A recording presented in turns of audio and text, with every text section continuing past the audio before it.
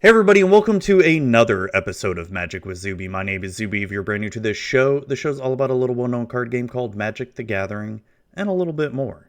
On today's episode, we're going to be talking about Magic the Gathering and Fallout Universes Beyond, as well as Critical Role's new RPG system, Daggerheart.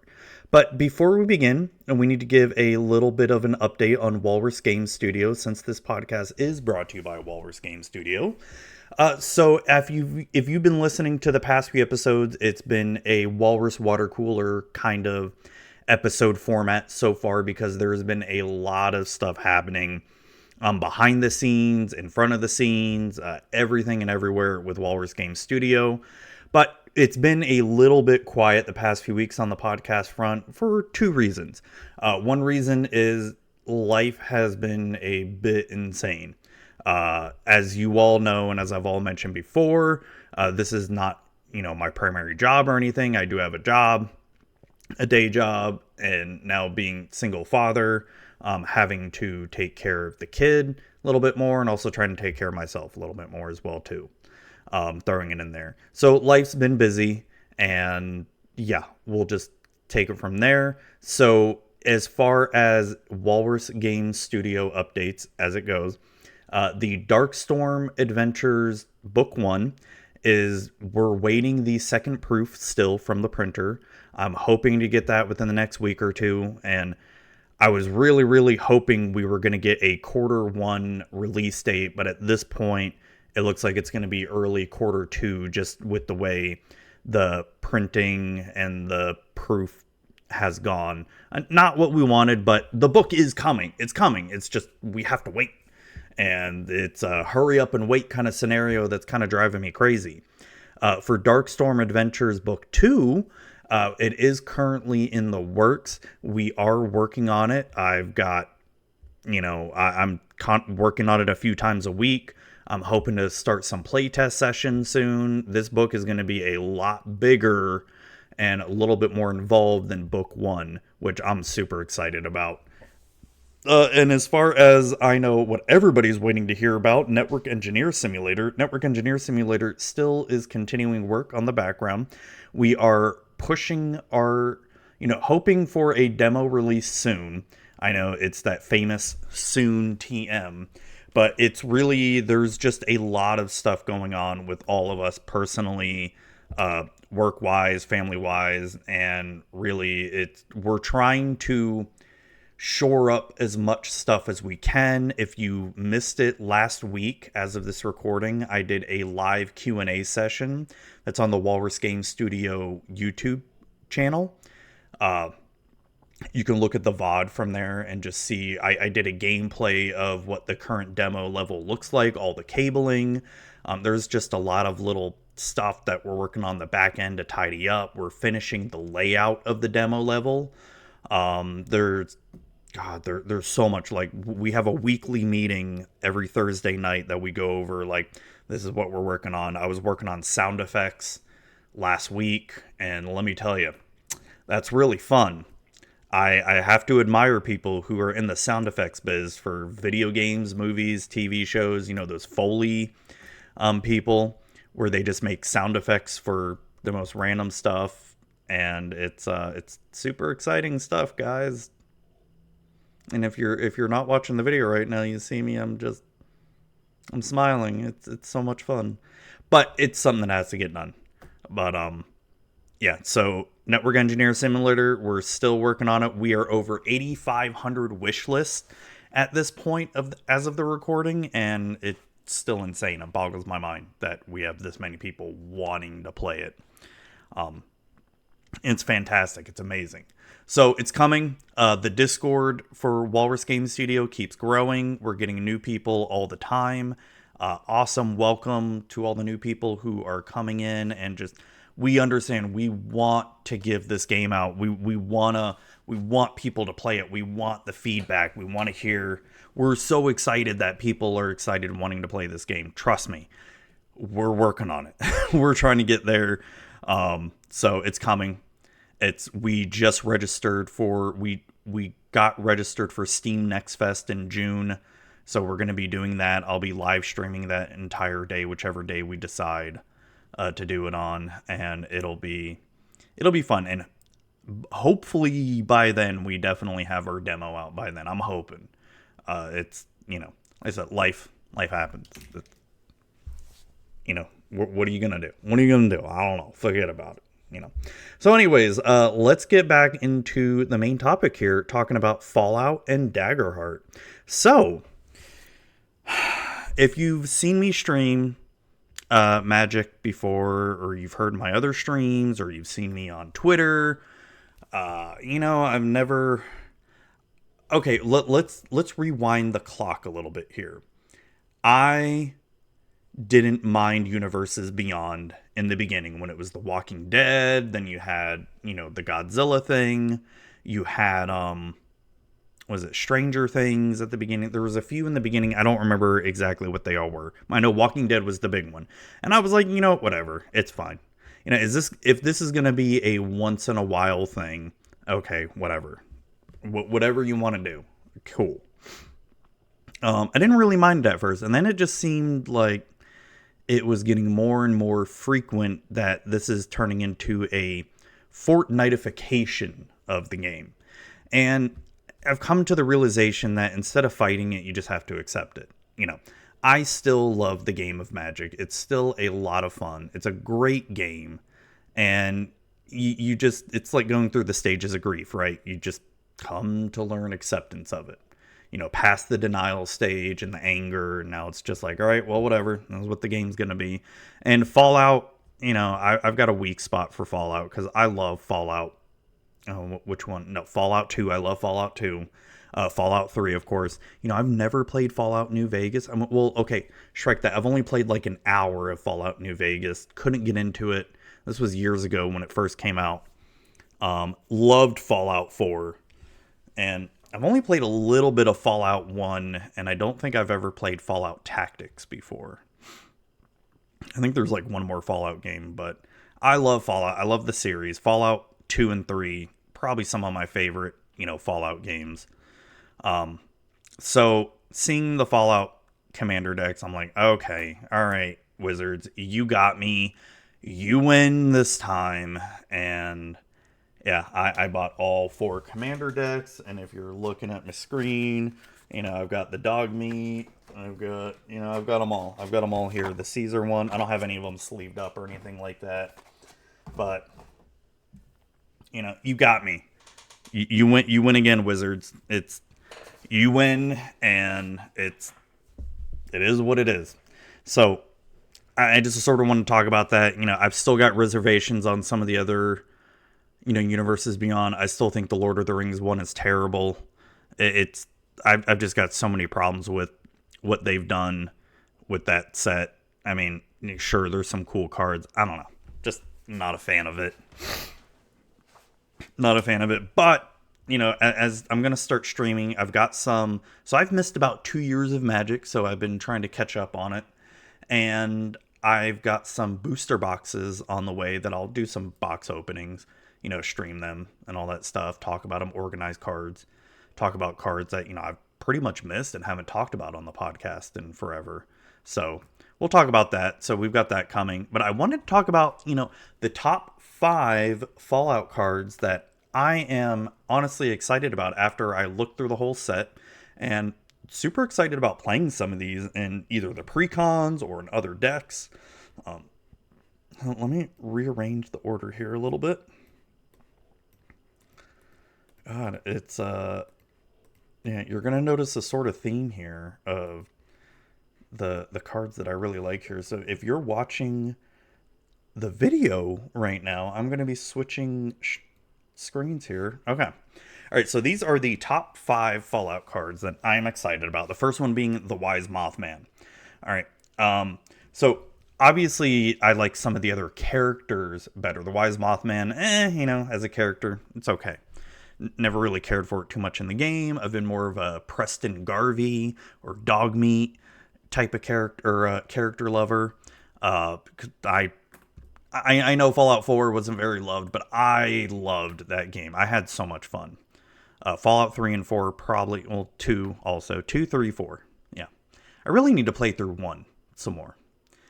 But yeah, so I just loved what the Wise Mothman ability, like the whole rad counter ability. I love it. Whenever the Wise Mothman enters the battlefield or attacks, each player gets a rad counter. Whenever one or more non-land cards are milled, put a 1/1 counter on each of up to X target creatures, where X is the number of non-land cards milled this way. All right, so let's look up what a rad counter does, because I can't remember off the top of my head. So a rad counter reads, at the beginning of your pre-combat main phase, if you have any rad counters, mill that many cards. For each non-land card milled this way, you lose 1 life and a rad counter. So I'm a sucker for mill. I really like mill. I love playing, and this is a Sultai card, right? I love playing self-mill, like doing a Muldrotha type, self-mill graveyard deck.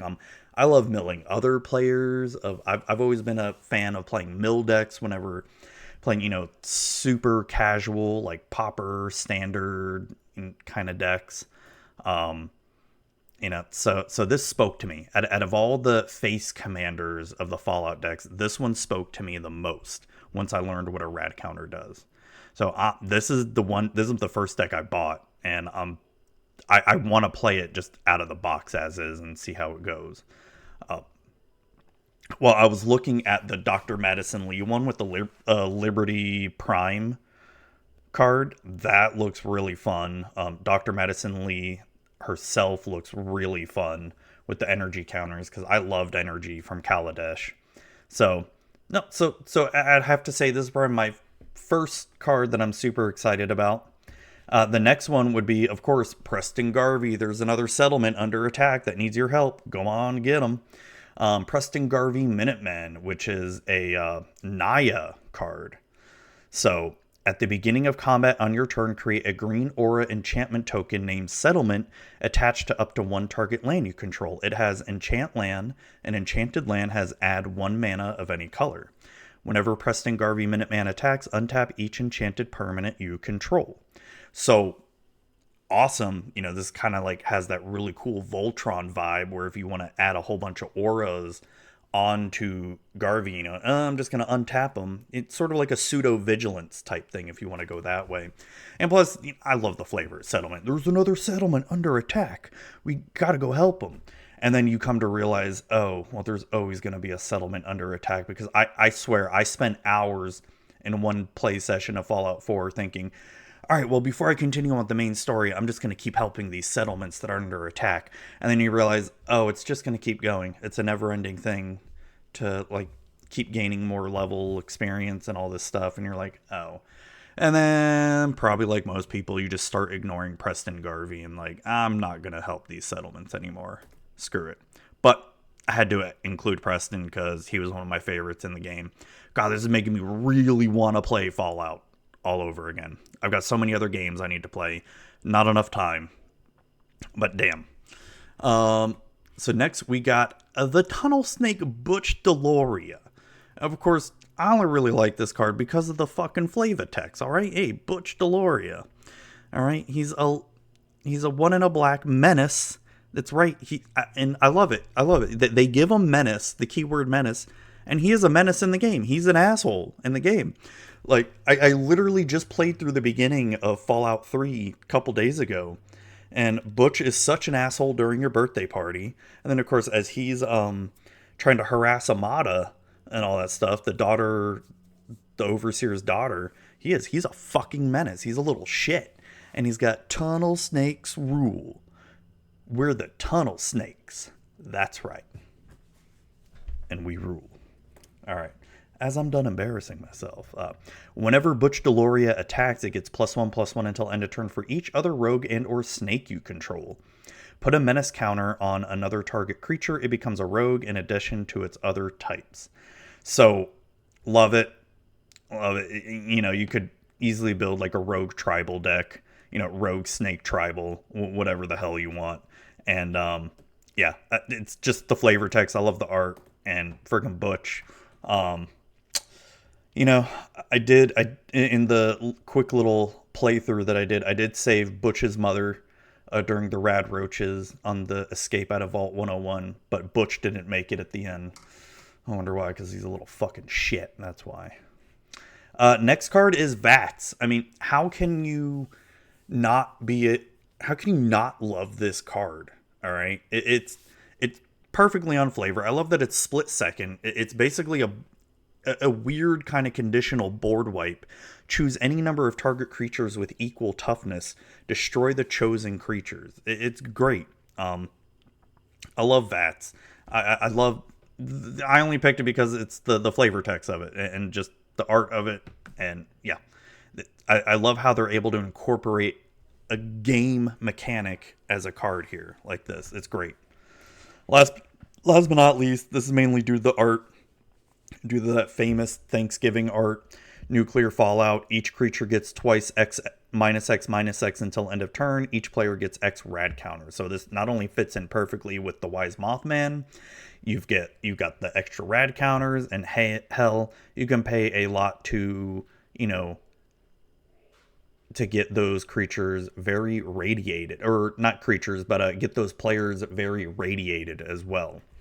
So there you have it for the top 5 Fallout cards that I really, really like. And I'm super excited to try to play some of the pre-cons just as is to see how they play together. Hoping to try to do that soon, either on stream or hey, maybe in person. You never know. So now that leads us to our next topic, which is about Daggerheart. Daggerheart is a RPG system that Critical Role has announced, I think, sometime last year. And before I start here, I'm not a big fan of Critical Role as it is today. I really liked what I heard of Campaign 1. I never did finish it, but I read up on it. Campaign 2, I liked the beginning, then sort of fell off. My issue with Critical Role mainly is just the amount of time, and mainly the amount of time it takes to really watch an episode and get into it. When it's like, okay, if this was the only thing I ever watched, sure, but I have other interests, and it just, I don't know. And I tried really hard to get into Campaign 3. I made it like maybe 8 episodes in before I'm like, okay, I'm out. I'm not enjoying this at all. I don't like any of the characters. So I still enjoy, keeping an eye on what they're doing. I know they just released that other system, Candela Obscura, I think. I didn't read too much about it. But then Daggerheart, the one that's supposed to be like the big D&D alternative, I'm like, okay, I'm interested in seeing what's going on here. Sort of reading it, even though I may not personally ever play it, I'm still kind of interested in just checking it out because I like reading other RPG systems and, hey, maybe taking some ideas from them, because that's what's one of the great things about these kind of games. So I started reading the open beta rules this morning, and the more I read about it, the more I'm like, okay, this is not for me. This is a weird mix of a narrative style RPG trying to be like D&D. And I feel like it's, at least as the rules are written right now, I'm not interested. So before I get into what I'm not into, the way that I look at when I look at a new RPG system is I really care more about the GM's perspective or the DM's perspective, because I am more of one of those forever DMs. I've never been one of those people who gets super into creating characters and like learning how to min-max them or come up with unique ways to make a character. That's just never been my thing, because when I am learning a new system, I like to learn how to create a character, right? Because, okay, so I can teach others how to do it. So when I'm looking at Daggerheart here, I'm looking at, okay, how do you play this game, right? Because I'm not too interested in how the classes work per se. I'm interested in like how the rules themselves are sort of shaped and how players and GMs have to be able to play the game, if that makes sense. Not that I don't care about how classes play or ancestries, anything like that. It's just, for me, that's sort of second to what I'm looking for in an RPG system. So I started reading it this morning. I'm reading through some of the classes and stuff. I'm like, okay, well, all right. So I know this is sort of narrative based, and I have the only narrative type game that I've even played before would be Torg, and it was years ago, and we probably didn't play it the right way when I think about it. But the way we played Torg was very narrative based, where literally all we had was a pencil, a paper, and a d20. And essentially, the way we played it was you could literally make any character you wanted, and they had a set pool of hit points, right? And whatever you wanted to do, you would have to describe what you'd want to do. So let's say combat, okay, a fighter versus a town guard, right?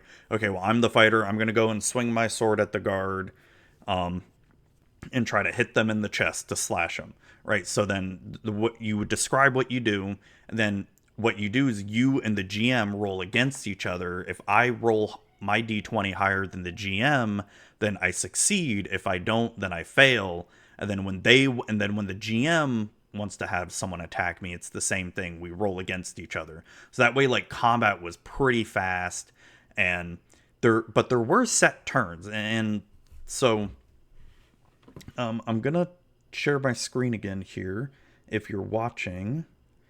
So I put out a Twitter post out there today, and it's kind of blown up. But I was so I put the tweet for Daggerheart. These two sections just definitely cemented it's not for me. I mean, have the designers not played at a lot of TTRPG tables? The clashing personalities, the rules lawyer, the loud one taking the spotlight, the quiet person who barely speaks, the one on their phone the whole time. And I say that because when I got to the section, what can I do on my turn? It specifically states, this game has no turns in the traditional sense. Players don't have a set amount of actions they can take or things they can do before play passes to someone else. Instead, everyone should follow the fiction to figure out what happens next, bouncing around the table to whoever it makes sense to spotlight in that moment. Generally, players in the spotlight will have the chance to describe their move, what their character is doing in the scene.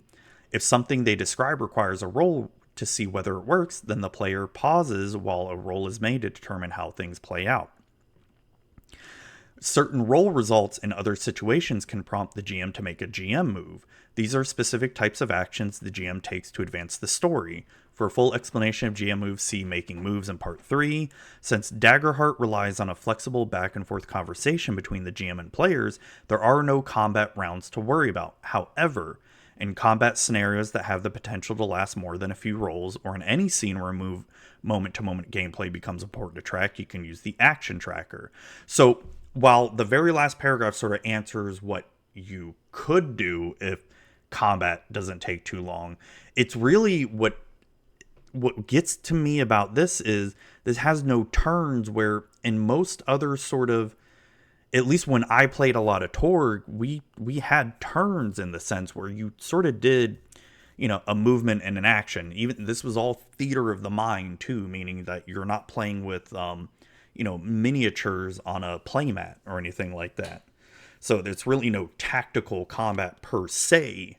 So it's all just imagination, for lack of a better word. So when you're having this, it just really got me thinking, well, and yeah, I didn't word it very well. It was just more, I'm trying to think, like, have they not played at a table with a lot of different people? Because just in my experience with DMing for over 2 decades now, you're always going to have that one player who's going to be the spotlight on me player. I want all the attention.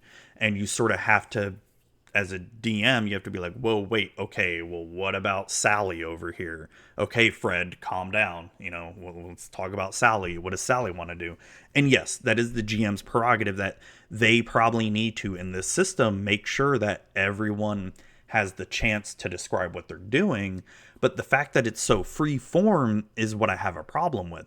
Yes, you can do the action tracker, which in what I think should be the default go-to, but as but GMs could probably just be like, okay, well, everything's just going to be improv. Everything's just going to be on the seat of our pants and just sort of go from there. And it kind of just makes me wonder, well, who is this game made for? Like it now, there is a lot to be said about the evolution that TTRPGs have taken ever since Critical Role has, really hit sort of the gaming mainstream in a sense.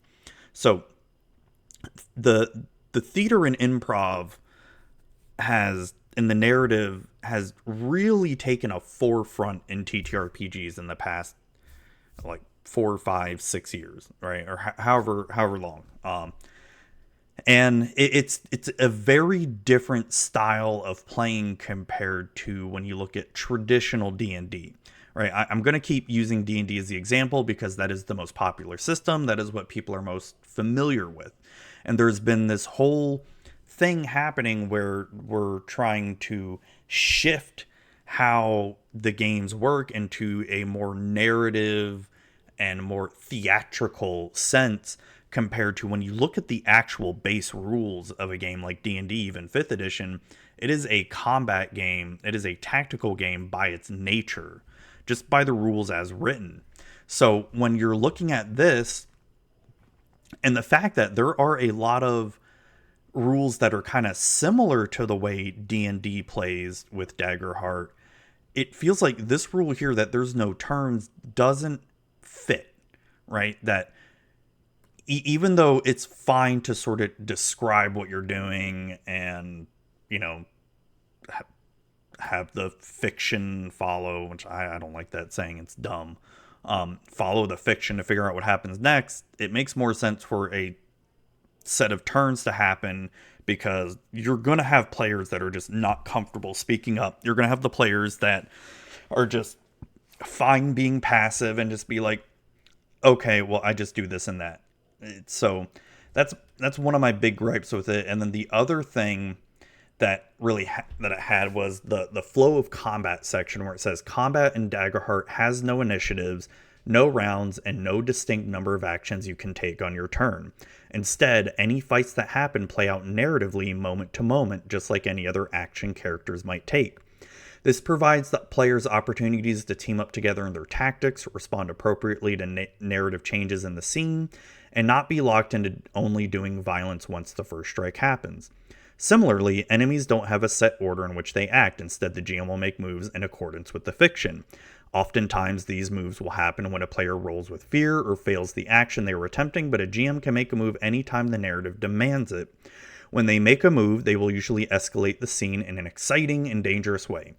A character might take an attack from some enemies, become vulnerable, or anything else that significantly changes the scene.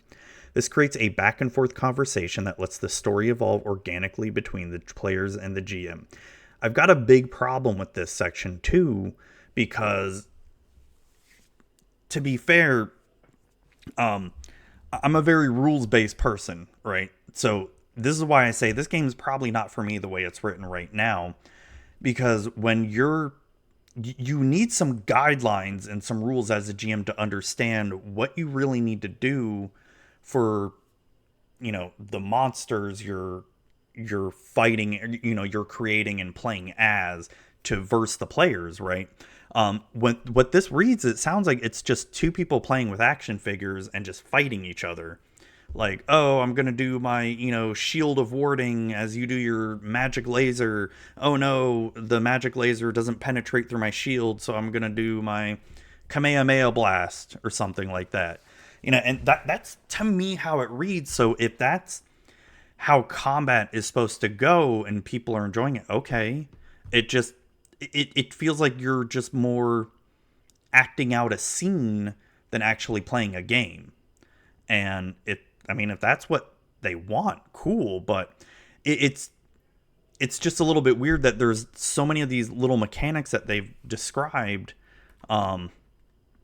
This was page 163. Like, some of their mechanics are just very D&D-esque, and it doesn't fit or anything. So, and I don't know, I just have a problem with that, where it's like, okay, this doesn't fit. So yeah, I mean, what are some of your thoughts out there on it? Like, obviously, this Twitter thread that I posted, it's been blowing up. Um, there's a lot I don't agree with what they're saying in it, because it's just not, definitely not for me. And as I start reading more, like I started reading some more of the GM part, like the follow the narrative. Daggerheart is a player driven game, and so the overarching plot, the campaign, should emerge from collaboration with the players, tying the character stories together with one another in the world and its major events. That's fine. Daggerheart thrives when the GM creates room to be surprised what the players will do, the choices they make, and the people they become as they pursue their hopes and battle their fears. It's most useful to prepare situations, expectations about the solutions. That's fine. Fine to say. The story, you always want the story to move forward. Collaboration is key. Everyone's on the same team. Narrative first, begin and end with the fiction. The fiction refers to the world of the story and what's happening within it. Use the fiction to decide when to call for roles. What gets me about this, and I always see this sort of conversations start to happen on social media where it's like, oh well, I don't like playing with the old style of people who like to play RPGs where it's the DM versus the players.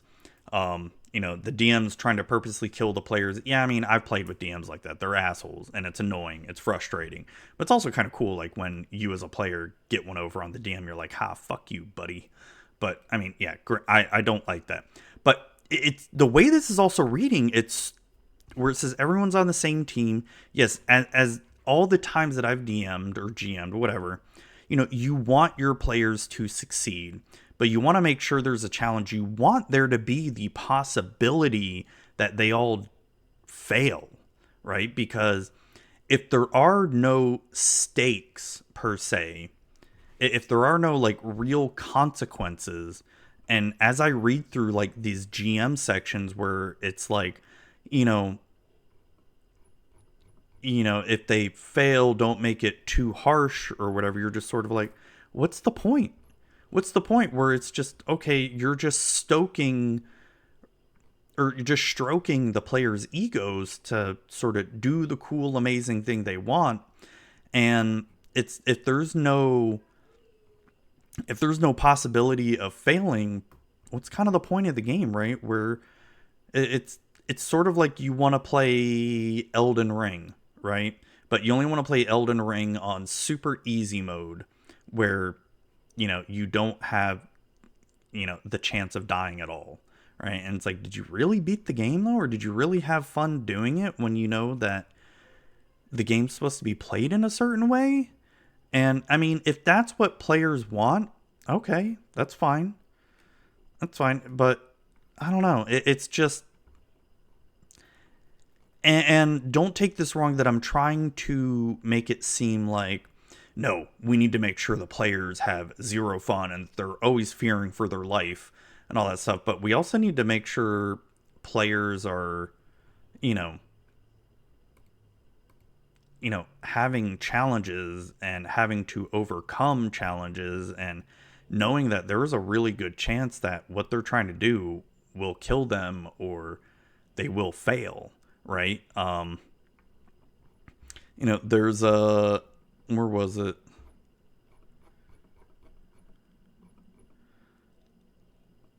Yeah, so there's a part here undermining the heroes. Let me switch my camera over here. That really kind of like got to me where sort of my sentiment was coming from. So even at level 1, the heroes are accomplished adventurers with talent and experience. This is a heroic fantasy game, and so the characters are assumed to be skilled at the basics of adventuring. On a failure, things go badly and the character doesn't get what they want. But rather than describing the PCs being incompetent, it's usually better to show how the failure comes from environmental factors or unexpected surprises. An easy way to make this work is to start by describing the cool or smart move the character is making, then saying, but, and describing a surprise, complication, or escalation. It's like, okay, so you roll a nat 1 on something. Okay, instead of having the feel bads, we need to make sure that the cool thing still happens, but they raise their shield at the last minute, right? it's that kind of where I'm like, okay, but why? I mean, people fail, right? You're gonna fail. You're gonna fuck up. Not every single adventurer out there, even level 1 adventurers, are the super smartest and brightest. You're gonna fail. You're gonna fuck up. Show that failure. Show that fuck up. Let it happen. Instead of trying to ease the feelings of it. So I don't know. Maybe that's just the old curmudgeon in me speaking out, but we'll see. So I'm curious as to how this play system will evolve. I'm gonna keep following it and probably even buy the product when it comes out. Like I said, I love learning about other RPG systems, reading about them, and just learning from them too. So we'll see what happens with it. I'm curious to see how it evolves, and maybe my thoughts will change as the beta expands as well too. But as it stands right now, I've got zero interest in trying this out. Yeah, it's definitely zero interest from me right now. I'm more interested in Matt Colville's RPG system he's got working up on. I think I backed his Kickstarter too. I think so. I gotta look.